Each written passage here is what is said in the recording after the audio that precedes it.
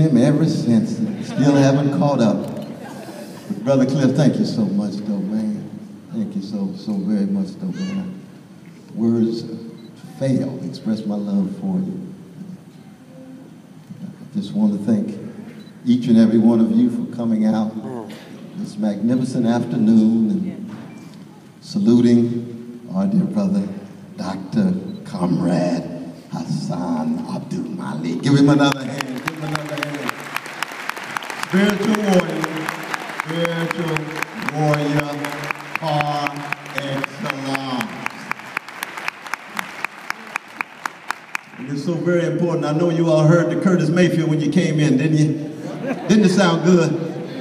Did you feel the love in the falsetto? You understand the history, west side of Chicago, producing a genius like Curtis Mayfield. He was singing about a love train. People get ready. And that love train is in no way discriminatory against any religion or non-religion.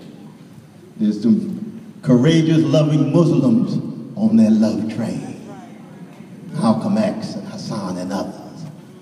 There's some Christians on that love train. There's some Buddhists on that love train. There's some Jews on that love train. There's some atheist brothers and sisters on that love train. There's some agnostic brothers and sisters on that love train, because it takes courage and the right choice to get on that train. And I must say, my dear brother Travis Parker, you've been on the love train a long time.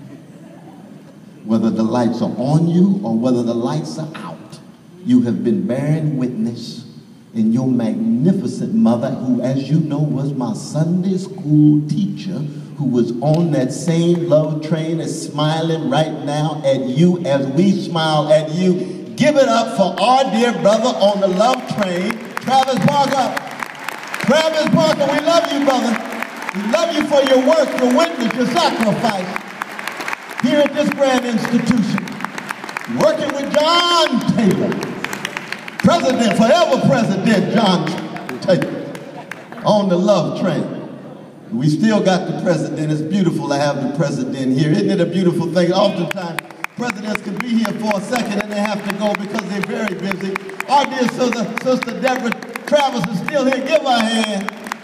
So good to see you. Thank you so much for this space.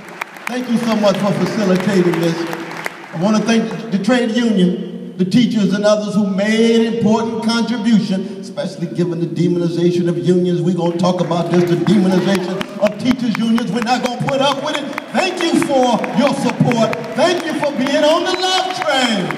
Thank you for being concerned the way in which you are. And my God, my alpha brothers, what can I say? 06 in the house. Paul Robeson on the love train, alpha. Martin Luther King Jr. on the love train, alpha.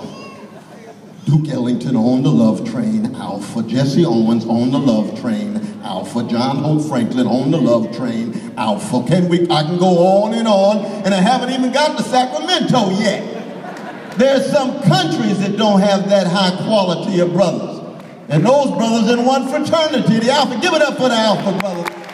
06 in the house. Oh yeah. The Marcus Crowders, we go on and on and on. What a rich history. And of course, we got brothers on the corner, on the love train. Brothers in prison, on the love train. Oh yes, it cuts across the board. But I always begin with a self-criticism. I begin with an interrogation of who I am. I turn to line 38A of Plato's Apology. The unexamined life is not worth living.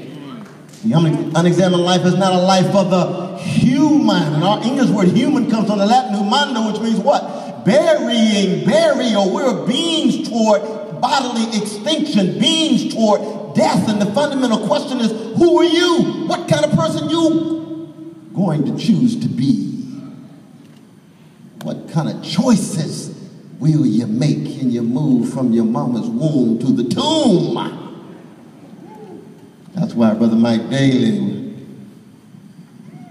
my close partner, because he spends time with funk masters like Bootsy Collins and George Clinton that remind us we all emerge in the funk of our mama's wombs. The blood down there. Yes, a little stinky down there too. But the love is right there. The love push that got us out. And the fact that one day our bodies will be the culinary delight of terrestrial worms very soon, that's funky too. You're not here that long. And in that short trek in space and time, the question is, what kind of person you're going to be? That's the query. And that's why when Brother Cliff started with Irene and Cliff, it's not a focus on us, it's a focus on that caravan of love that the Isley brothers sang about. To be just part of that caravan, to be on that love train, and how blessed we are to have parents who are already on that love train. Everybody's not blessed with parents who are on the love train. Doesn't make them any worse, doesn't make them any better, but everybody's not blessed to be part of that. So when you are, you got to shout it out from the mountaintop. I want people to know that the highest honor I have ever had in my life is being the second son of the late Clifton West and the second son of Irene B. West sitting here in front of me, not just because she got an elementary school named after her in Sacramento. That's not what's important. It's the concrete love you might not have seen, but I try to manifest it in my own life. That's what I'm talking about. That's what it's all about. That's why we focus on the young folk. That's why I'm here to focus on the folk in the academy, those young brothers and sisters who need that kind of love, attention. Why? Because we are who we are, because somebody loved us. Somebody cared for us. Somebody targeted us. And if you believe this American myth about being self-made, then get off the crack pipe. Nobody made themselves. Oh, you gave birth to yourself too, I guess. Doesn't mean you didn't work hard. Doesn't mean you sacrificed. I see Reverend Sadler. Such a blessing to see you, brother. You know what I'm talking about. Sister Sadler too. Glen Elder, 48th Avenue. The Burdens and the Durhams and the Reeds, Camellia, Elder Creek. Oh, Mr. Peters, my coach. Never forget the love that flowed from him. The world doesn't have to recognize it. I will never forget it. And I have to bear witness, not just talk about it. I've got to spread it. I've got to try to manifest it in how I live my life.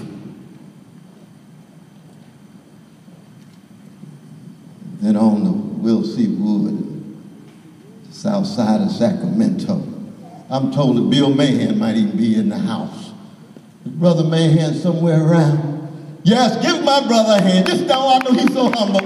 Here's our teacher. Here's our teacher. Here's our coach. Loving us to death. Bill Mahan. Give it up. Give it up for Brother Bill. Oh, Lord, yes. I don't even check sometimes. So, oh, we're in Sac, though. We don't have time to steal away and kick it with he and Sister Connie. Sister Connie is his lovely companion and thing, but there he is sitting there with a smile, both of them with a smile on their face. On the love train, Cliff West, winner of the state meet in the mile run, not ordinary for a Negro, winning the mile run, winning the Golden West, not ordinary for a Negro. We win 100, 200, 400, 8, start slowing down a little bit. In 1968, to win the mile, you got to work hard, have a whole lot of love and discipline, and have a serious coach who keep you together. That's what we're talking about. That's what we're talking about. And then, of course, there's Shiloh Baptist Church, Reverend Willie P. Cook. And Mrs. Cook is here somewhere. Where is she? Oh, my God. Please stand. Please stand. Alveda Cook. The widow of one of the greatest Christian preachers in the history of California, Willie P. Cook. Miss Cook, Sitting on the front row, my God, what a blessing to see you. Love you so. We miss him already. It's just been a few months that he went home. But everywhere we go, we bear witness. I was just in Germany a month ago talking about Willie P. Cook. All right. Say that. I was just in a French magazine called Philosophie. And they said, what are one of the great moments in your life? I said, January 1, 1961, I was baptized by Willie P. Cook. And they say, this Negro got something. He stuck on Jesus. You got the right Negro. That's right. But being stuck on Jesus don't mean you exclude other folk. Right. And that's what's important to keep in mind. You got to be true to who you are. Right. I'm glad my brother Hassan is true to being a Muslim and prophetic juices that flow through the Muslim tradition. But at the same time, he always reaches out to humanity across the board, across color, across country. That's what this gathering is all about. And I do want to take, of course, acknowledge, of course, Cynthia and Brother Herb there. Oh, Erica, my dear brother there as well. Going to do a deep thing pretty soon. Go into it. And Sister Ronnie is a member of the Diop Scholars as well. I mean, I'm going to go on and on and on and on about this, but family matters. Yes. Fundamentally matters. Church matters in my life. More the practice than just the preaching.